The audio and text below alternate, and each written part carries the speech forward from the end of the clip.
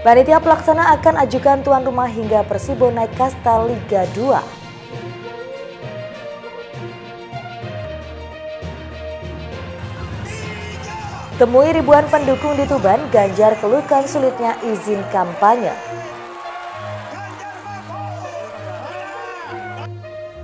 Assalamualaikum warahmatullahi wabarakatuh. Pemirsa JTV Bojonegoro, kembali paket informasi aktual sketsa Bengawan hadir menjumpai Anda dalam paket informasi aktual sketsa Bengawan.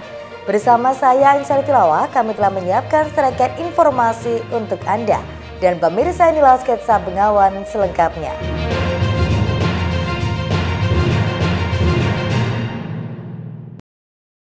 Pemirsa, kami awal informasi yang pertama. Selain mengajukan sebagai tuan rumah semifinal Liga 3 Jawa Timur, panitia penyelenggara Persibo akan mengajukan Stadion Letjen Haji Sudirman sebagai tuan rumah hingga Persibo naik kasta ke Liga 2. Hal tersebut dilakukan sebagai bentuk komitmen kuat serta dukungan untuk Persibo agar dapat berprestasi. Stadion Letjen Haji Sudirman Bojonegoro yang menjadi markas kebesaran Persibo telah siap untuk menggelar pertandingan semifinal Liga 3 PSSI Jawa Timur.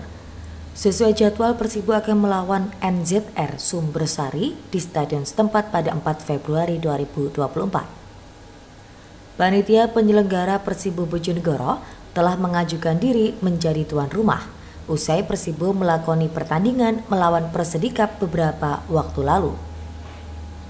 Selain mengajukan tuan rumah pada kompetisi Liga 3 PSSI Jawa Timur, nantinya panitia penyelenggara juga akan tetap mengajukan diri sebagai tuan rumah hingga Persibo lolos ke Liga 2. Hal tersebut disampaikan secara langsung oleh Ketua Panitia Penyelenggara Persibo Bojonegoro, Lasmiran, saat ditemui usai laga Persibo menjamu Persedikap di Stadion Letjen Haji Sudirman.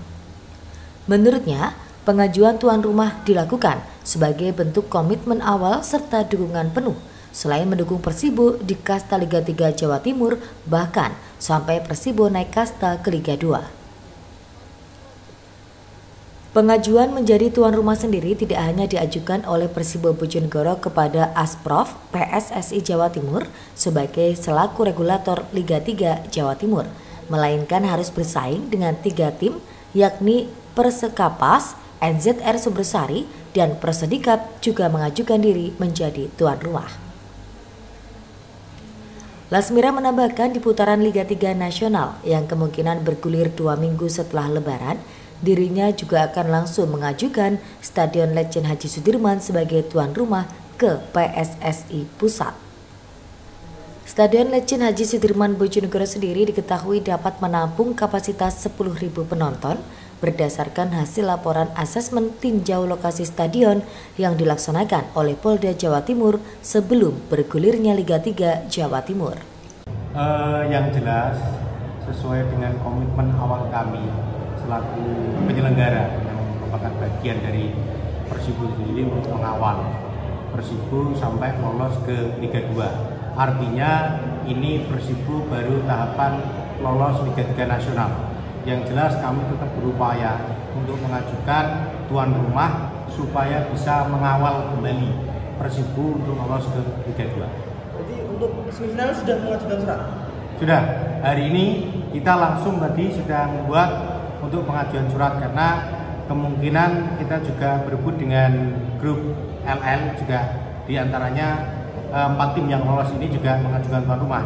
Tetapi kembali lagi keputusan kita serahkan ke Asprof PSSI Jatim selaku regulator Liga 3 Regional Jawa Timur. Persibo Bojonegoro dipastikan diri lolos ke putaran Liga 3 Nasional. Meski sudah dipastikan lolos ke putaran nasional, namun Persibo harus melakoni laga tersisa untuk menentukan juara Liga 3 PSSI Jawa Timur. Edo Jadi Aldian, JTV Bojonegoro. Sementara itu pemirsa, pemerintah Kabupaten Ngawi mengalokasikan anggaran 7 miliar rupiah untuk pembangunan jembatan menuju instalasi pengolahan lumpur tinja IPLT. Terlebih, sekitar kawasan IPLT juga menjadi salah satu lokasi pengembangan Kabupaten Ngawi bagian utara. Dalam rencana pengembangan kawasan dan layanan instalasi pengolahan lumpur tinja IPLT di Desa Karangtengah Brandon, Pemkab Ngawi merencanakan pembangunan jembatan sebagai akses ke lokasi tersebut. Pembangunan jembatan ini juga untuk menggantikan jembatan sebelumnya. Pemkab Ngawi melalui Dinas Perumahan Rakyat dan Kawasan Permukiman DPRKP juga telah membuat DED dan alokasi anggaran pembangunan jembatan sebesar 7 miliar rupiah. Kepala DPRKP Ngawi, Maftuh Afandi menjelaskan direncanakan dalam pembangunan dengan panjang 26 meter dan lebar 6 meter. Selain itu di sisi kiri dan kanan jembatan akan ada penambahan pedestrian. Tahap saat ini mematangkan perencanaan sebelum nanti proses lelang pengerjaan. Diakuinya, pembangunan jembatan ini dilakukan karena melihat kondisi jembatan yang saat ini sudah ada kurang representatif. Untuk kendaraan roda 4 terutama truk tangki tinja tidak dapat bersimpangan sehingga diperlukan pelebaran. Akan kita kembangkan dengan yang pertama adalah akses jalan. Akses jalan ini memang masih membutuhkan perbaikan atau peningkatan di jembatan akses tersebut. Jembatan ini kita diberi anggaran seluruhnya sekitar 9 miliar dalam rangka pengembangan kawasan IPLT ini. Salah satunya adalah pembangunan jembatan. Nah, ini sesuai dengan perencanaan tahun kemarin, kira-kira kebutuhannya sekitar 7. Akan tetapi ini masih belum masih kita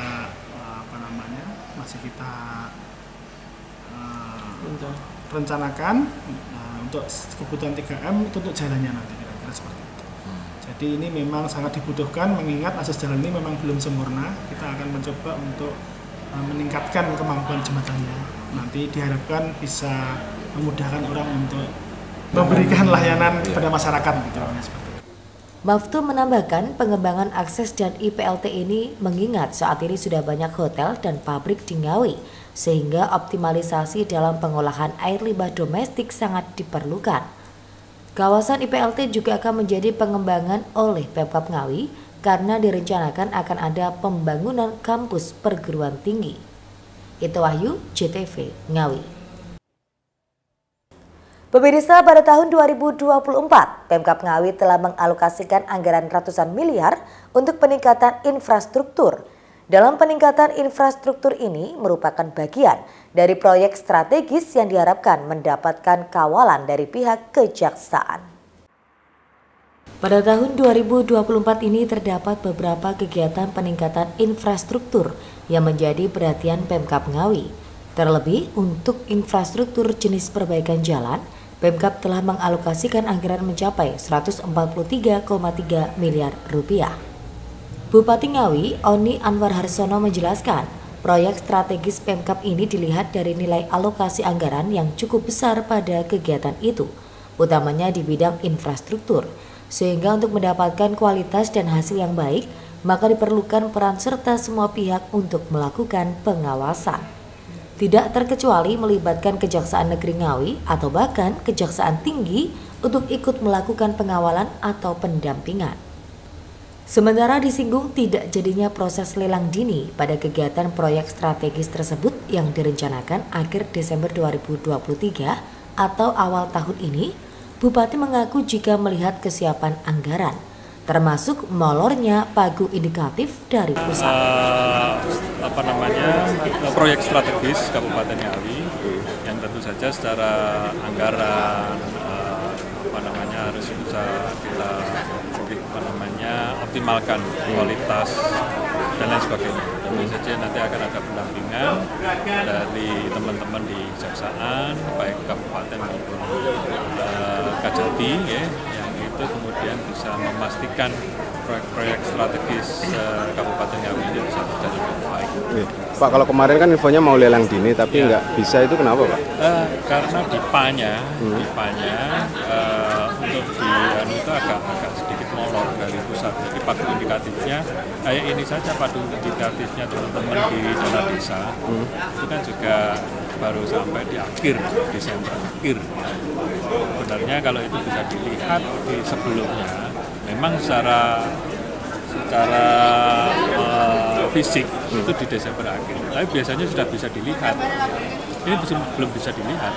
Jadi kita mau lelang dini itu masih ragu.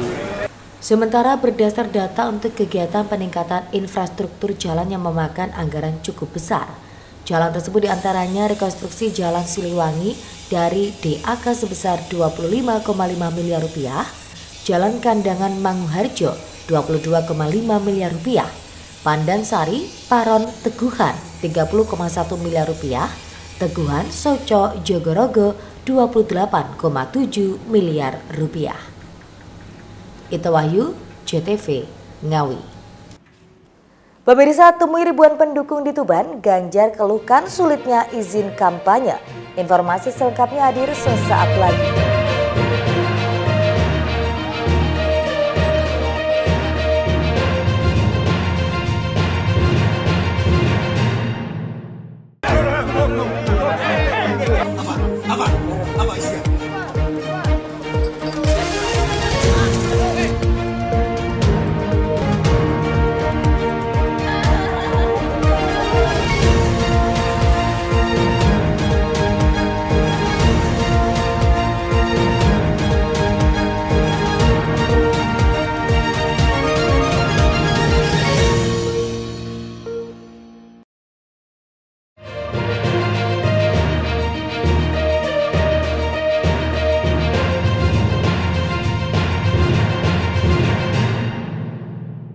Terima kasih pemirsa Anda masih bersama kami. Calon Presiden nomor urut 3 Ganjar Pranowo menghadiri kampanye akbar di Kabupaten Tuban pada Jumat sore. Di tengah guyuran hujan, Ganjar menyampaikan visi misi dan program-program yang akan dijalankan jika terpilih kepada ribuan pendukungnya. Dalam kesempatan ini, mantan Gubernur Jawa Tengah juga mengeluhkan sulitnya mendapatkan izin kampanye termasuk di Tuban. Calon Presiden nomor urut 3 Ganjar Pranowo menghadiri kampanye akbar di lapangan Watu Gajah, Desa Bejagung, Kecamatan Semanding, Kabupaten Tuban, Jumat sore. Ribuan pendukung yang sudah menunggu sejak siang menyambut antusias kedatangan mantan Gubernur Jawa Tengah ini. Tak hanya dari Kabupaten Tuban, para pendukung Ganjar Mahfud yang datang dalam kampanye akbar ini juga datang dari Kabupaten Lamongan dan Bojonegoro. Sesampainya di lokasi acara, Ganjar Pranowo langsung menyapa serta menjabat tangan para pendukungnya.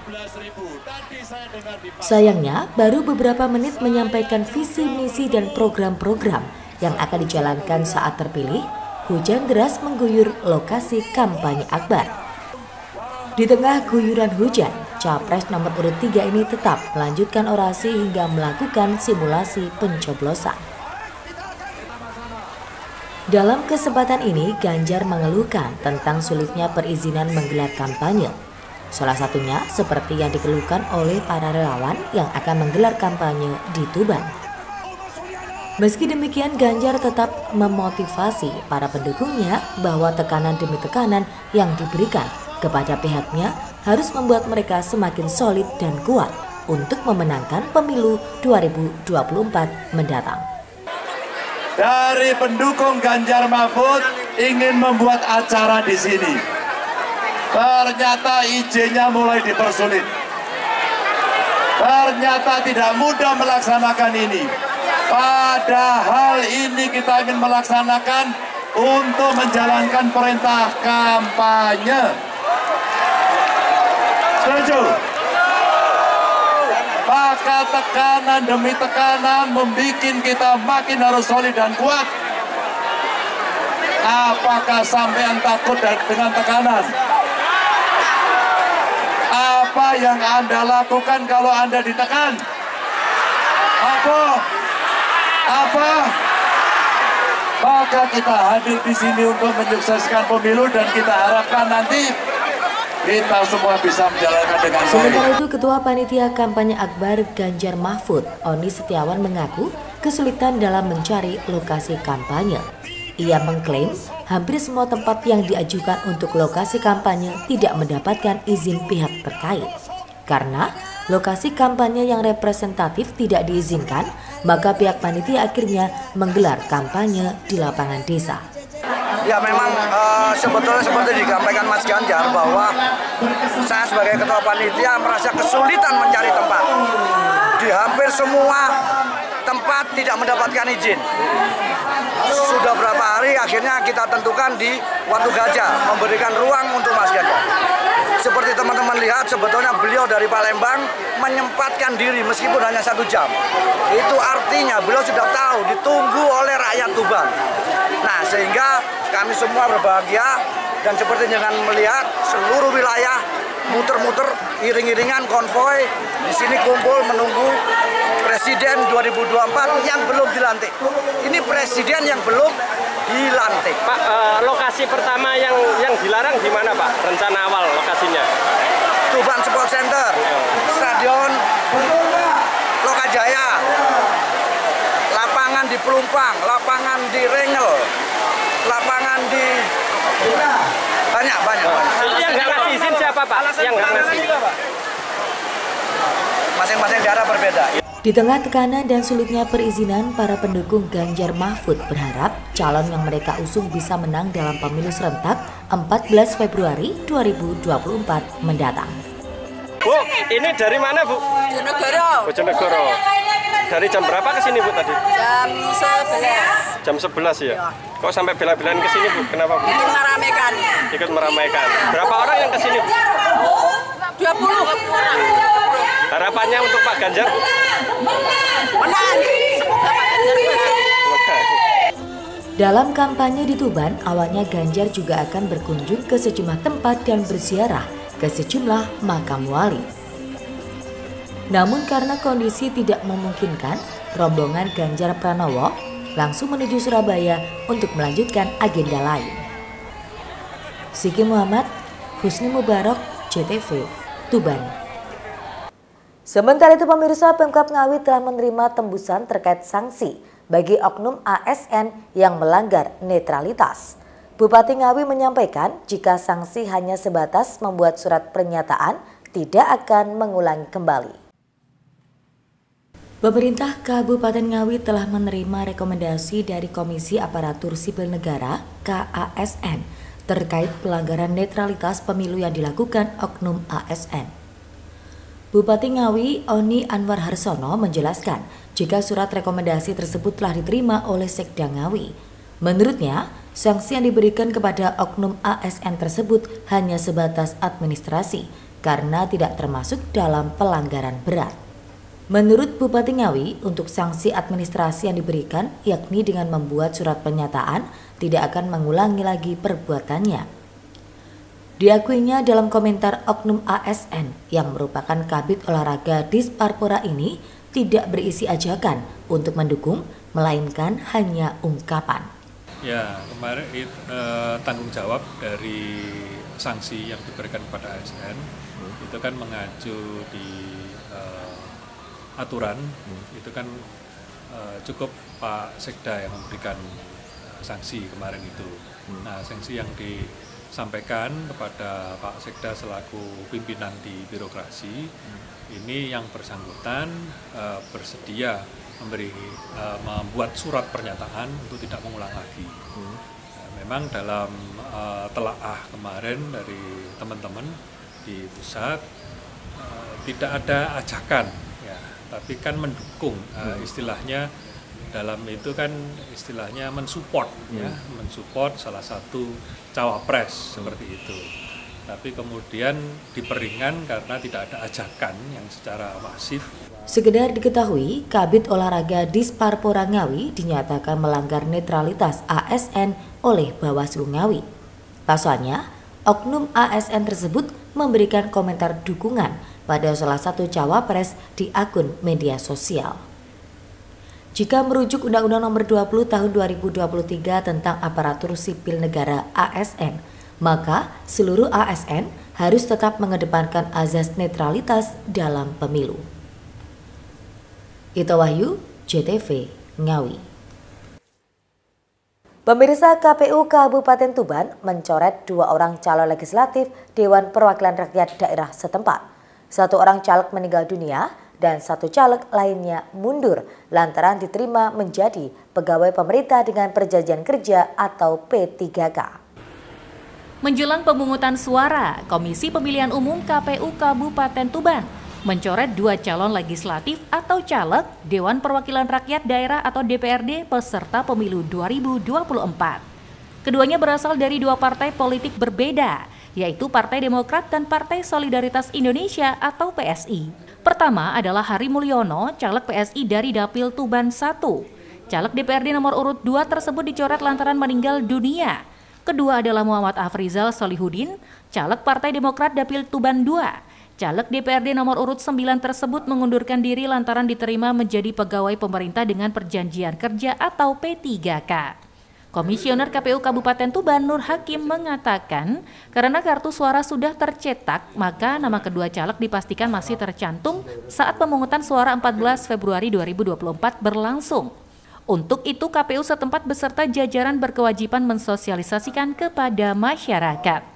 Nama kedua caleg juga akan dicoret dari daftar caleg tetap yang ditempel di tiap TPS. Jika nanti masih ada masyarakat mencoblos nama kedua caleg, maka perolehan suara dianggap tetap sah. Namun perolehan suara kedua caleg dihitung masuk perolehan suara partai masing-masing.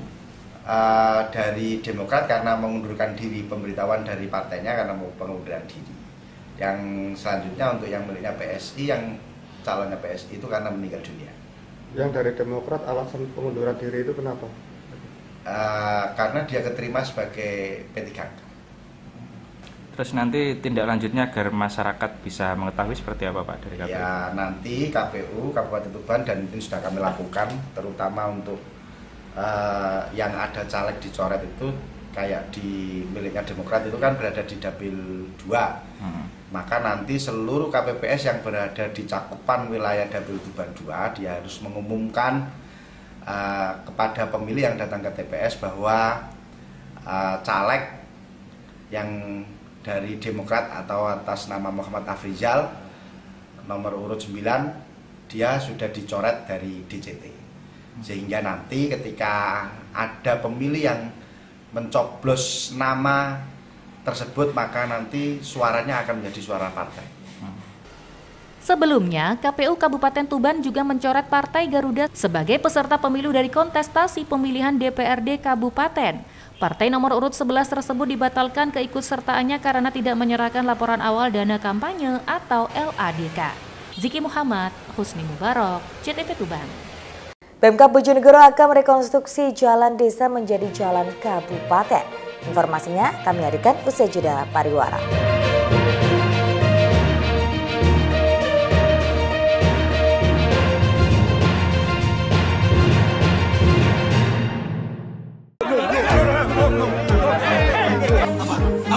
Apa isinya?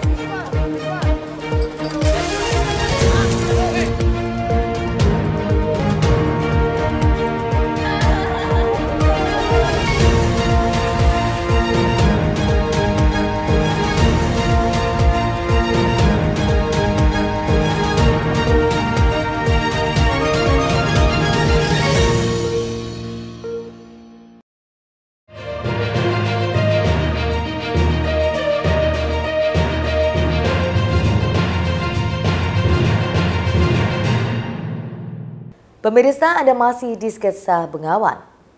Pemerintah Kabupaten Bojonegoro melalui Dinas PU Bina Marga setempat akan melakukan rekonstruksi jalan desa menjadi jalan kabupaten pada tahun 2024 ini. Pagu anggaran yang disiapkan untuk rekonstruksi jalan tersebut sekitar 385 miliar rupiah.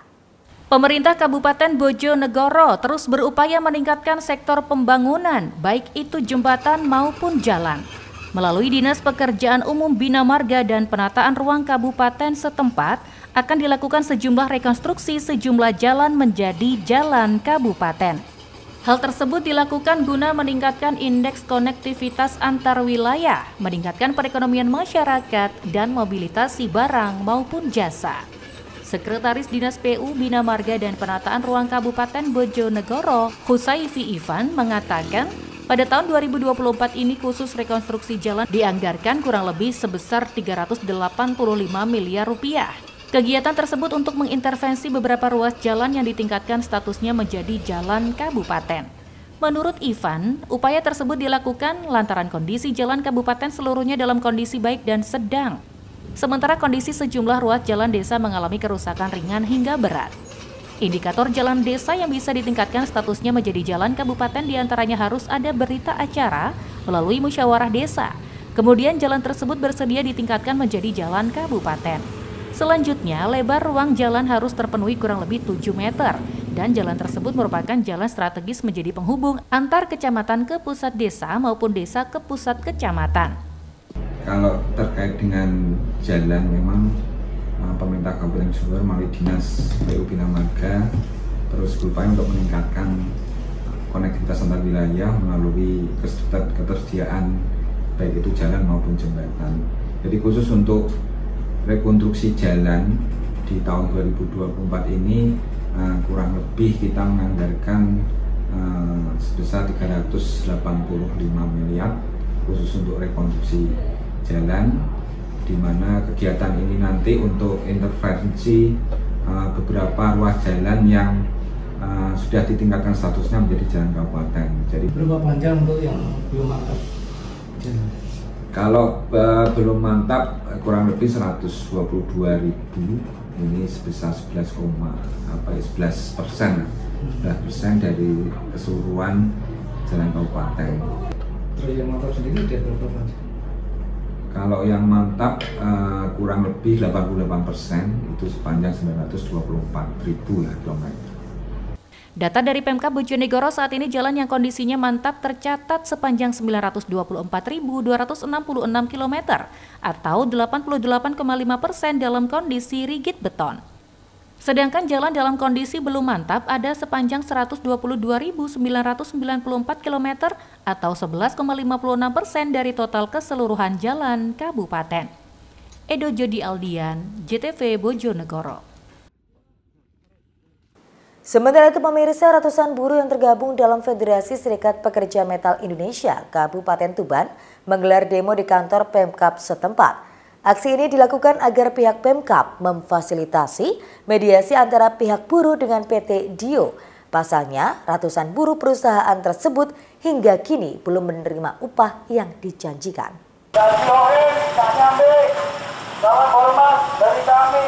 Ratusan buruh yang tergabung dalam Federasi Serikat Pekerja Metal Indonesia (FSPMI) Kabupaten Tuban kembali menggelar demo untuk memperjuangkan nasib ratusan buruh yang bekerja di PT Delta Indratama Orion atau DIO, Desa Socorejo, Kecamatan Jenu, Tuban.